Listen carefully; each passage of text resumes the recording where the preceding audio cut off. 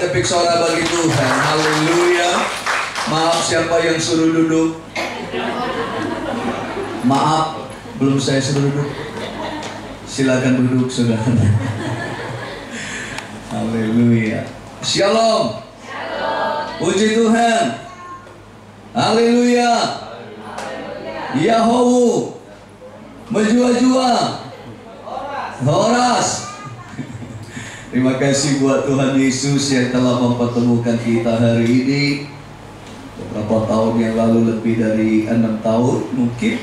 Saya juga lupa. Saya pernah mungkin keempat kali kami melayani di GBI Kampung Belakang.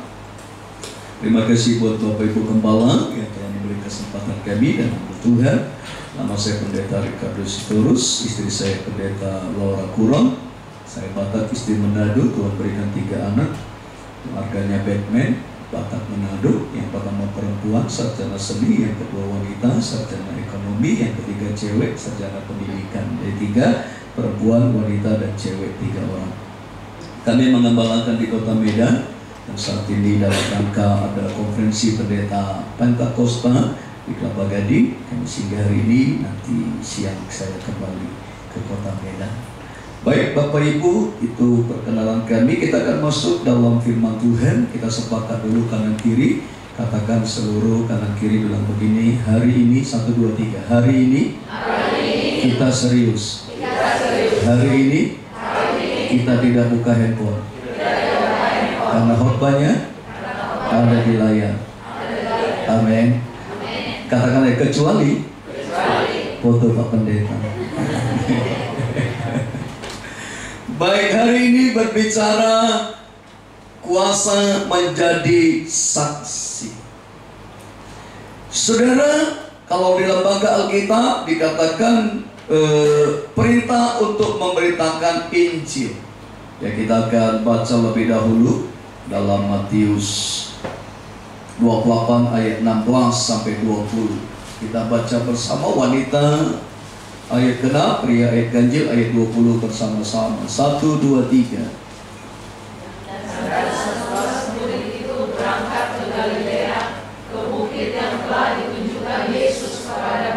Pria, ketika melihat dia, mereka menyembahnya, tetapi beberapa orang ragu-ragu.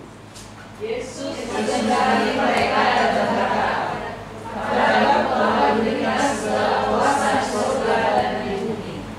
karena itu pergilah, jadikanlah semua bangsa muridku, dan baptislah mereka dalam nama Bapa dan Anak dan Roh Kudus bersama, dan ajarlah mereka melakukan segala sesuatu yang telah aku perintahkan kepadamu, dan ketahuilah aku menyertai sampai pada akhir zaman. Amin. Kita tetap di layar ini. Bapak Ibu Saudara kasih, apa yang dimaksud dengan memberitakan Injil? Kuasa menjadi saksi. Saudara, Allah menciptakan manusia bukan hanya untuk memuji Allah, mengisi kekosongan pujian penyembahan, tetapi juga untuk membawa orang lebih banyak lagi memuji Allah dan menyembah Allah dan meninggikan Tuhan. Artinya tidak cukup pribadi kita saja yang kita bangga dengan kita terima Yesus, kita bangga bahwa hidup kita nanti akan menikmati surga, tapi tidak ada satu kepedulian bagi umat Tuhan untuk mengisi pujian penyembahan dengan jiwa-jiwa. Saya sering katakan dalam setiap saya pelayanan, saya sedih, saya menangis ketika saya berkenalan dengan seorang bapak ibu. Pak, anaknya di mana? Anaknya berapa? Lalu dia ceritakan, yang satu tinggalkan Yesus, yang satu tidak setia, yang satu pergi nggak tahu kemana. Wow. Sementara Tuhan memberikan anak-anak untuk meneruskan pujian penyembahan kepada Tuhan. Saudara menjadi saksi Tuhan, memberitakan Injil. Artinya setiap kita tidak cukup banyak anak, istri, suami, tidak cukup banyak keluarga, tetapi semua Dimanapun saudara dan berada, kita beritakan Injil, bawa jiwa kepada Tuhan. Amin. Amin. Alkitab berkata pada saat kita nanti menghadap Tuhan, satu perkataan, sabarlah engkau hambaku, karena engkau melakukan apa yang benar. Coba tanya kanan kiri, katakan berapa jiwa yang sudah kau bawa. 1, 2, 3. Berapa jiwa yang kau bawa? Jawab, aku pun tidak tahu. 1, 2, 3. Aku pun tidak tahu. Saudara, ketika kita diperhadapkan di lingkungan kita, dimanapun saudara dan saya berada, Allah perintahkan satu tugas yang utama. Beritakan Injil, sampaikan pesan Tuhan lewat mulut kita. Karena kita berkata bahwa kita diberi kuasa, dan kuasa itu saudara bukan hanya penumpangan tangan, tapi kuasa itu setiap kata yang keluar dari mulut kita. Amin. Harus kita perkatakan, ayo gereja dan sebagainya. Karena tidak mungkin orang bisa bertobat kalau kita menginjil dia hanya dalam hati. Kita ketemu, kita ngomong dalam hati, bingung sudah. Sama ketika kita mengusir orang kerasukan setan, misalkan manifestasi, ya misalkan dalam nama Yesus keluar, dia gitu sudah. Dia berdiri, dia jaga jam, itu juga sudah. Harus ada perkataan demikian juga dalam penginjilan. Dalam kita memberitakan menjadi saksi. Baik tidak baik situasi, perkatakan dengan firman, perkatakan setiap perkataan itu, maka Roh Kudus akan menjamah perkataan kita, mengurapi perkataan kita, maka orang diselamatkan. Amin. Bukankah banyak umat Tuhan yang berkata, sudahlah, yang penting saya nyaman, yang penting saya hidup tenang, yang saya penting hidup damai, yang penting saya aman-aman saja. Bahkan banyak orang yang berkata, aku tidak mau lagi memberitakan Injil, aku tidak mau bersaksi, aku tidak mau lagi beribadah, aku tidak mau melayani. Banyak ketika diperhadapkan situasi yang tidak mengenakan hati, ketika diperhadapkan persoalan yang tidak menyenangkan, banyak orang mundur dari pelayanan, banyak orang mundur dari memberitakan Injil. Tahun 2020 bulan 10 saya terkena COVID-19 dengan putri saya. Ketika itu dia usia 24 tahun, tertular dari kantornya. Dia sudah kita taruh di hotel 5 hari, aman saja. Tapi peraturan pemerintah, peraturan kantor, dia harus pergi ke rumah sakit. Maka saya katakan, Papa cek, jika Papa kena, kita sama-sama di rumah sakit. Saya cek, saya kena, saya dirawat 13 hari, dia dirawat 17 hari. Dan setelah pulang saudara, dia ada gangguan diare, ada gangguan lambung karena obat yang keras sehingga ususnya tersumpat. Tidak ada dokter yang bisa operasi karena masa itu masa banyak yang terkena COVID. Akhirnya hari ke-8 Tuhan panggil usia ke-24 tahun. Pemain musik, pemain keyboard, pemain gitar, pemain drum, sarjana seni, dia mengatur tata pelayanan seluruhnya. Malam hari dari itu malam Jumat. Tapi kalau saudara tanya Jumat apa, saya nggak tahu, Jumat Kliwon atau Jumat apa. Tapi yang penting malam Jumat. Saya berdoa kepada Tuhan, jangan ambil nyawanya. Saya mau melayani dia, pemain musik, calon suaminya pemain drum dari gereja terbesar di Sumatera. Kami melayani bersama-sama dengan adik-adiknya. Aku mau bersama melayani dengan dia. Jangan ambil nyawanya. Saya fight sampai pagi. Jam 9 pagi istri saya keluar, sudah tidak bisa infus, tidak bisa dapat pertolongan apapun. Lalu putri saya berkata kepada mamanya ketika mamanya komplain dengan dokter, dok apa yang harus lakukan, kan tidak bisa terima infus dari tangan, dari kaki, dari kepala, tidak bisa lagi. Lalu anak saya berkata, biarlah apa yang dokter lakukan, biar dokter lakukan. Apa yang mama lakukan, biarlah mama lakukan. Doakan aku, rumahku sudah selesai di surga. Diambil tangan mamanya, istri saya berdoa, belum amin, dia sudah pulang kepada Bapa di surga. Saudara, dalam peristiwa seperti ini banyak umat Tuhan mundur dalam pelayanan. Dalam peristiwa pergumulan yang berat, banyak umat Tuhan berkata, kok Tuhan gak adil? Sebelum Tuhan panggil, saya fight. Jangan ambil nyawanya. Saya akan gantikan jiwa-jiwa untuk nyawanya. Seminggu sebelum itu saya masih di isolasi mandiri. Seorang ibu menghubungi saya, Amang doakan Suami saya, rekan Amang, sudah koma, masuk di rumah sakit, di ICU jatuh karena ada riwayat darah tinggi. Oh, saya menangis berteriak, sembuhkan dia, coba dia masih dibutuhkan dalam pelayanan. Tuhan sembuhkan. Saya pikir untuk teman saja, hamba Tuhan sama. Tuhan jawab, apalagi untuk anak saya. Tapi ketika istri saya berkata sudah pergi, saya berkemas, saya pergi ke rumah sakit dan saya berkata, Tuhan yang memberi, Tuhan yang mengambil, terpujilah nama Tuhan. Dan saya katakan, Tuhan, aku akan tetap bawa jiwa-jiwa untuk Engkau. Aku terus akan melakukan penginjilan dimanapun Tuhan mengutus saya. Apakah saya tidak kehilangan? Sangat kehilangan. Apakah saya tidak menangis, sedih sampai hari ini? Saya tetap teringat dengan wajahnya. Saya sangat merindukannya. Tapi tidak ada satu kata pun kepada Tuhan, Tuhan, mengapa dia kau ambil? Tidak ada satu kata pun, Tuhan, kenapa kami harus alami? Aku berdoa orang lumpuh berjalan, aku berdoa orang sakit sembuh. Kenapa anak saya tidak sembuh? Tidak ada. Saya hanya berkata, Tuhan, Engkau telah melakukan yang terbaik. Aku akan tetap bersambahkan jiwa-jiwa. Hari Jumat dikubur, hari Sabtu, hari Minggu saya sudah melayani. Tidak ada waktu istirahat. Tidak ada waktu berkata berdiam diri, enggak. Karena saya tahu semua yang Tuhan buat indah pada waktunya. Amin. Saya punya hak. Saya bisa berkata, anakku istirahat melayani. Saya bisa berkata, pengegiatan saya telah pergi menginjil. Mengapa engkau diambil? Engkau ambil. Bisa. Tapi saya tidak perkatakan itu. Mengapa? Karena Tuhan tidak pernah salah dalam hidup kita. Amin. Amin. Katakan kanan kiri, Tuhan tidak pernah salah dalam hidupmu.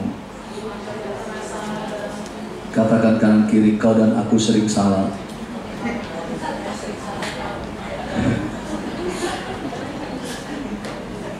Saudara, memberitakan Injil, Alkitab berkata siap tidak siap. Waktunya. Ayat 18 berkata begini. Yesus mendekati mereka dan berkata, kepadaku telah diberikan segala kuasa di surga dan di bumi. Saudara, kuasa yang ada pada Yesus diberikan bagi kita. Dunamos ada dalam kita. Dan kuasa itu tidak akan bekerja. Kuasa itu tidak akan kelihatan tanpa sesuatu aksi yang dari kita. Dia akan tetap berdiam diri. Tetapi ketika kita melakukan kebenaran Tuhan, misalkan kita mendumpangkan tangan orang yang kerasukan setan, dia pasti akan mengalami satu manifestasi. Kepanasan, tidak tahan, berteriak. Mengapa? Ada api dari tangan mereka. Jadi kalau ada orang menumpangkan tangan pada orang kerasukan setan, yang tadi manifestasi, lalu dia katakan, aduh enak, dingin gitu saudara, itu udah repot saudara. Ada kuasa perkataan kita. Saya pernah diuji oleh satu orang bapak. Dia berkata kepada saya, karena dia melihat pelayanan pelepasan. Lalu dia katakan, Om, saya mau minta didoakan pelepasan. Amang, saya mau minta doakan pelepasan. Oh iya, kapan? Janji, pakai waktu. Akhirnya datang. Dan dia berkata, sebelum didoakan, Amang, kalau nanti aku bermanifestasi seperti harimau, Amang jangan takut ya. Oh iya, saya sering melayani orang-orang yang bermanifestasi berbeda-beda. Lalu saya layani sudah. Oh, belum masih lu pujian penyembahan manifestasi harimau pecah. Saya katakan dalam nama Yesus aku putuskan. Sudah tetap nggak bergerak. Dalam nama Yesus aku putuskan. Lepas, tetap nggak ada reaksinya. Saya percaya ketika selalu saya berdoa pada saat saya kepada orang kerasukan setan, putus, pasti ada gerakan. Atau tangan saya menyentuh orang yang berkerasukan setan, dalam nama lepas, pasti dia ada. Kenapa? Ada kuasa roh yang masuk. Lepas, goreng ini, lepas, dia maju. Tuhan, saya minta hikmah. Kata Tuhan berkata dalam roh saya, ambil fotonya, suruh videokan. Saya bilang sama anak saya, videokan untuk dokumentasi. Oh, langsung dia sadar, jangan Pak Gembala, jangan Om, kata jangan didokumentasikan, kata saudara. Saya sudah bilang sama mereka, karena dia pura-pura, ini bohong. Lalu saya bilang, videokan. Wah, langsung sadar dia saudara. Wow, dia mau uji, saya pikir ada aja loh gitu saudara.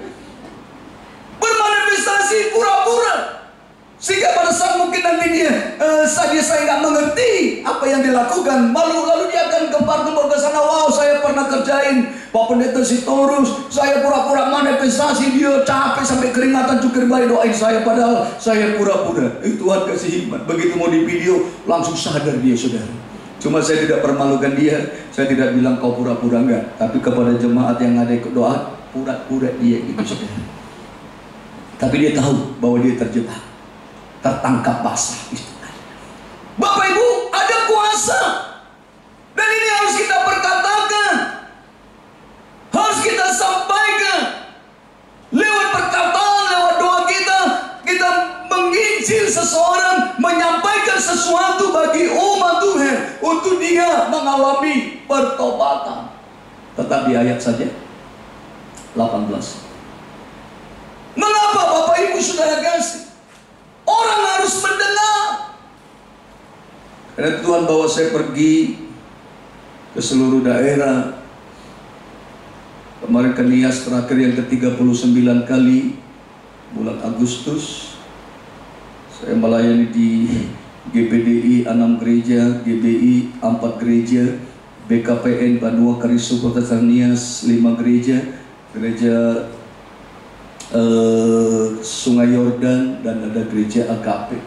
Saudara, pergi ke semua yang Tuhan utus. Secara organisasi, pada saat diutus organisasi, saya akan melayani organisasi. Tapi pada saat saya panggilan pribadi, saya pergi ke semua gereja. Mengapa? Karena begitu banyak orang yang ingin mendengar, ingin dibebaskan. Saudara, ketika seseorang terbelenggu, ketika seseorang mempunyai kepahitan, ketika seseorang mempunyai kebencian, ketika seseorang terikat dengan belenggu roh lain, maka firman yang sampai itu tidak bisa dia dengar, tidak bisa masuk dalam hidupnya. Harus ada orang-orang yang peduli.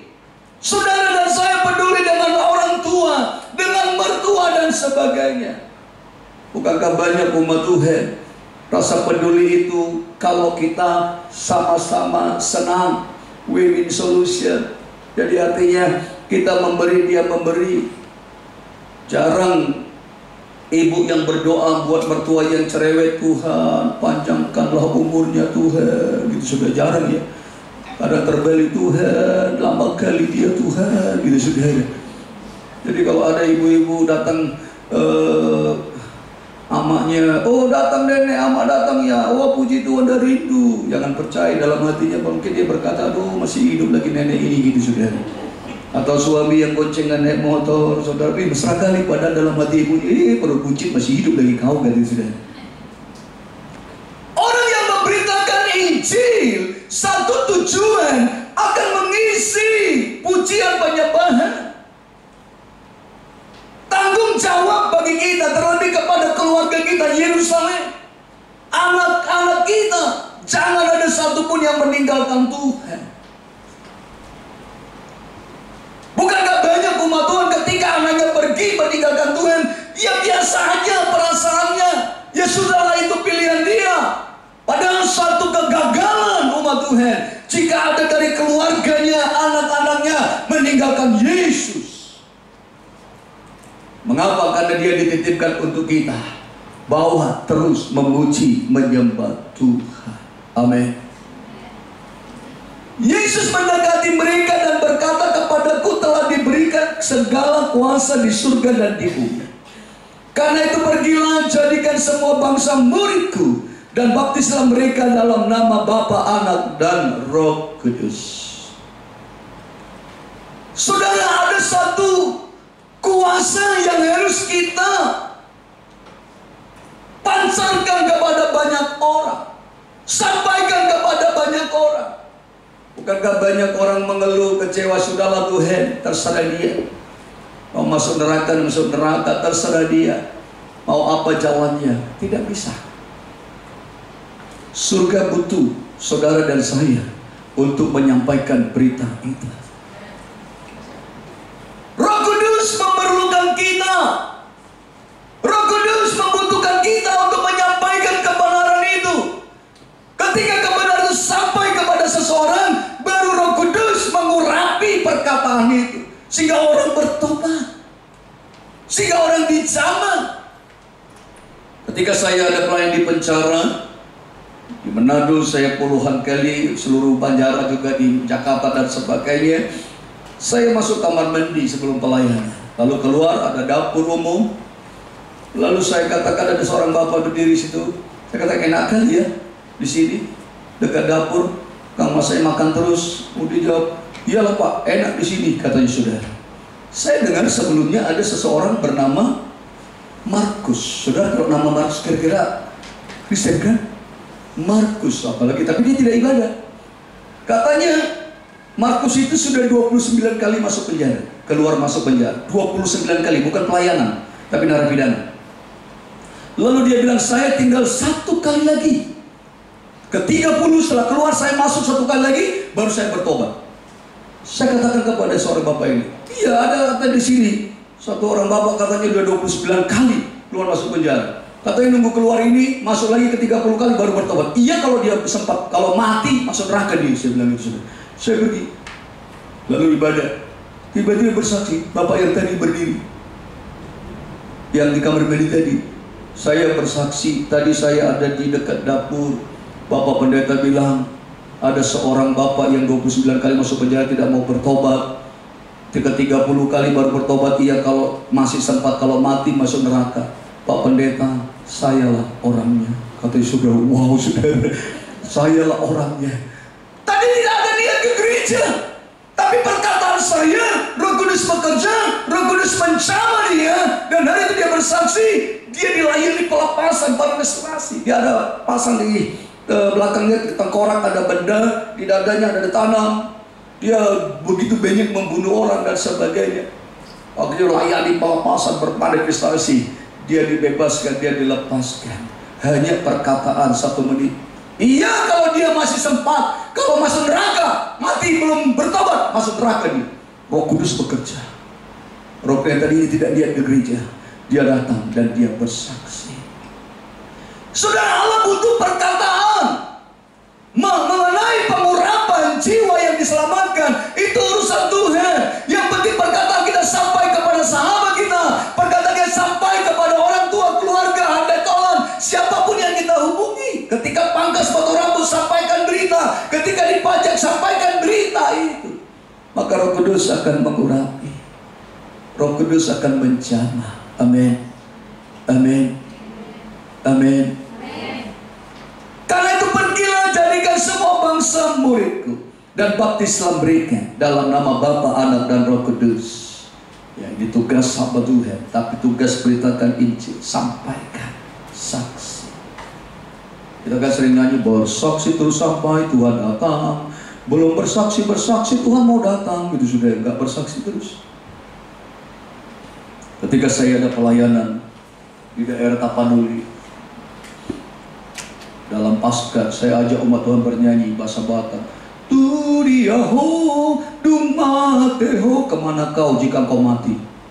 Oh semua nyanyi. Tu diaho. Bagian kedua, tu surgoau molo amatelo, tu surga, ke surga saya mati saya masuk ke surga. Oh semua nyanyi. Yang ketiga saya bilang terus, Allah mau, lana mau tu surgai. Jemput saya mau pergi ke surga. Enggak ada yang nyanyi. Enggak berani saudara. Mengapa ada satu ketakutan? Ada satu ketidaksiapan. Saya percaya orang yang telah menjangkau jiwa, yang telah melihat Tuhan menyelamatkan keluarganya, ada sukacita. Amin. Ketika Yesus dibawa usia 12 tahun, ada satu imam, seorang ibu yang berkata, imam di situ, hari ini aku telah melihat pekerjaan Tuhan yang besar. Aku telah melihat perjanjian yaitu Yesus Kristus, dan hari ini aku rela mati. Setelah dia menjadi pendoa di rumah Tuhan, dia menantikan juru selamat itu. Ketika dia bertemu Yesus, dia siap naik ke surga, dia siap menghadap Tuhan. Mengapa? Ada sukacita, kepuasan dalam hidup ini. Amin. Allah cuma mau kita memberitakan Injil untuk jiwa Roh Kudus yang akan bekerja. Ayat 20. Mari baca bersama ayat 20. 20. Dan ajarlah mereka melakukan segala sesuatu yang telah kuperintahkan kepadamu, dan ketahuilah aku menyertai kamu senantiasa sampai kepada akhir zaman. Saudara, ketika kita sampaikan perkataan itu, Roh Kudus melawat, menjamah. Roh Kudus akan bekerja kepada seseorang pada saat dia mendengar firman Allah. Ketika saya pelayanan kemarin, saudara, di daerah Kepulauan Nias, sampaikan firman Tuhan. Kami harus sampai jam 12, jam 1 pagi untuk mendoakan mereka, menikmati Tuhan, melawat, melayani, menikmati urapan Allah. Mengapa firman disampaikan? Roh Kudus bekerja, terjadi manifestasi. Ada dua manifestasi ketika firman Allah kita beritakan. Ada dua kedahsyatan Tuhan yang terjadi ketika kita sampaikan Injil. Yang pertama, dia sedang dibebaskan dari belenggu.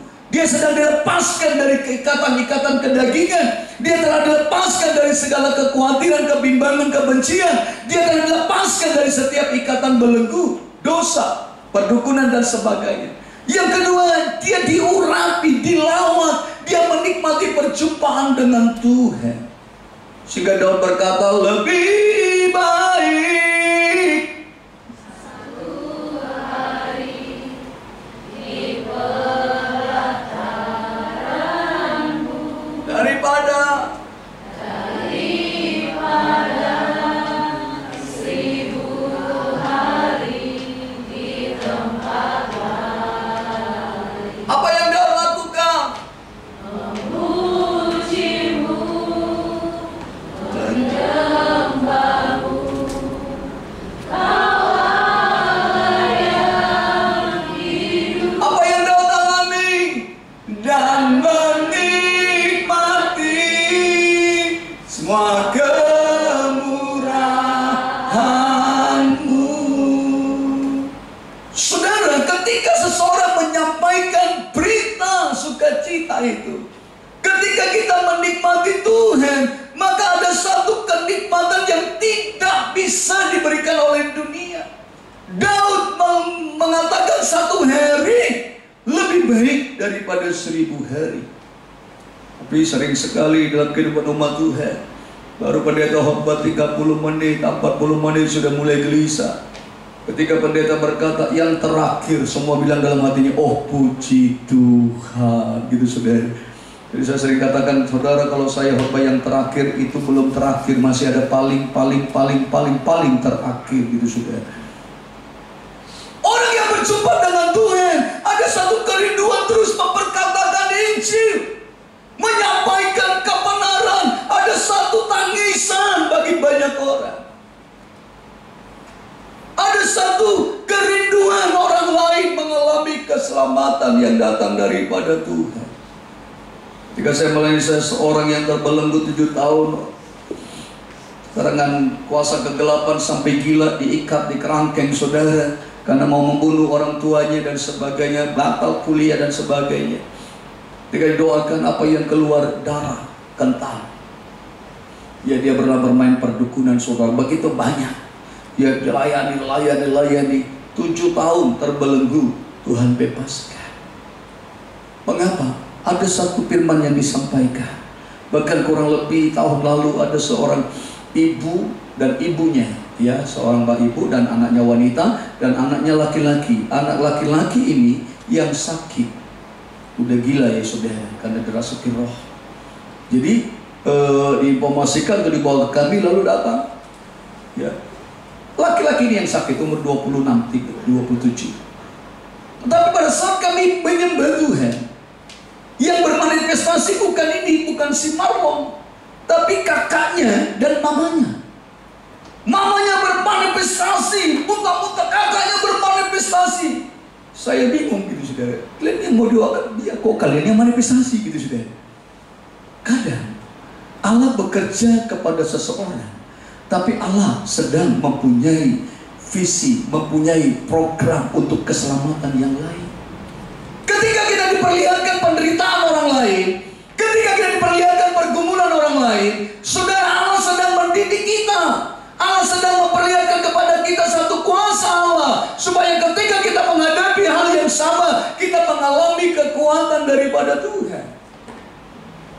Saya doakan kedua ibu ini dan anaknya yang wanita yang sudah seorang ibu juga. Setelah dia didoakan pelepasan selesai, Marlon diam-diam saja. Saya tinggal doakan, tidak ada manifestasi. Ternyata Tuhan bekerja melakukan sesuatu baginya untuk menyelamatkan orang tua dan kakaknya. Mereka pulang sampai hari ini, dia sudah disembuhkan sempurna. Saudara, jangan menyangka ketika kita diperhadapkan seseorang, kita menjadi itu bagiannya. Oh, itu karena dosanya. Ketika kita ada di satu tempat yang salah menurut kita, Allah sedang melakukan sesuatu. Allah sedang berbicara, sampaikan, kuatkan, teguhkan. Begitu saya sampai di bandara pada hari Kamis lalu, saya mengejar bus mau ke Bekasi. Langsung tidak beli tiket, langsung ada sudah Bekasi, saya langsung naik. Saya duduk dan di sebelah pintu ada seorang wanita usia 26 tahun. Setelah saya tanya, dia duduk dekat pintu agak luas. Saya duduk terjepit. Saya katakan, saya boleh duduk di samping saudara? Oh boleh, silakan. Lalu saya bicara, Tuhan ingatkan, layani dia. Sudah saya mulai layani. Saya katakan, kau kecewa dengan Tuhan. Kau pernah mau bunuh diri. Saya sampaikan, engkau terluka dengan Tuhan. Engkau kecewa dengan Tuhan, orang tua enggak sembuh. Engkau merasa bahwa Tuhan enggak mendengar doaku. Dia mulai menangis. Ya, saya tidak lagi berpikir banyak orang di situ. Saya layani dia. Saya bimbing dia berdoa. Saya minta pemutusan, pelepasan dan sebagainya.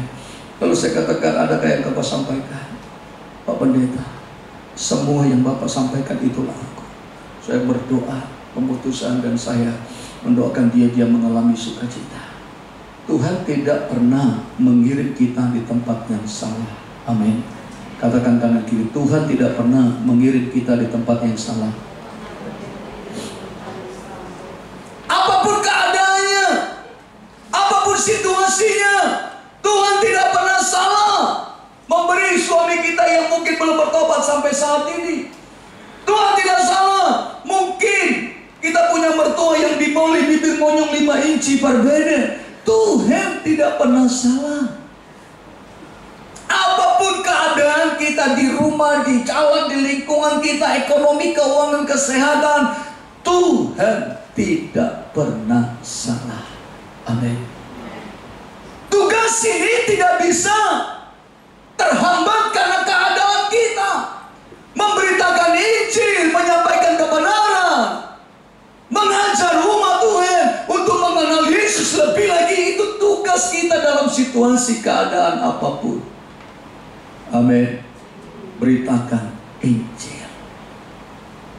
Jangkau jiwa dimanapun saudara berada. Sampaikan saja, Pak bertobat. Kalau dia nggak peduli juga, tetap sampaikan. Kok Papa kasar? Ya gembala, Papa sudah dibaptis. Walaupun dia menghina, ngomong apapun, berdoa terus. Yang salah gembalamu. Waktu aku dibaptis, tanganku nggak masuk ke air semua. Jadi dari bawah ini masih bertobat, yang ini belum berobat, masih berobat gitu, sudah belum bertobat. Tidak ada hambatan apapun, keadaan yang boleh menghalangi kita. Kan itu ada satu pujian yang saya sering nyanyikan. Bila saatnya nanti ku tak berdaya lagi, hidup ini sudah jadi berkah. Ada kebanggaan bagi kita ketika kita telah menunaikan tugas yang Allah perintahkan. Amanat agung bagi setiap kita. Ada kepuasan. Kita tinggal datang menghadap Tuhan dengan sukacita. Amin. Amin.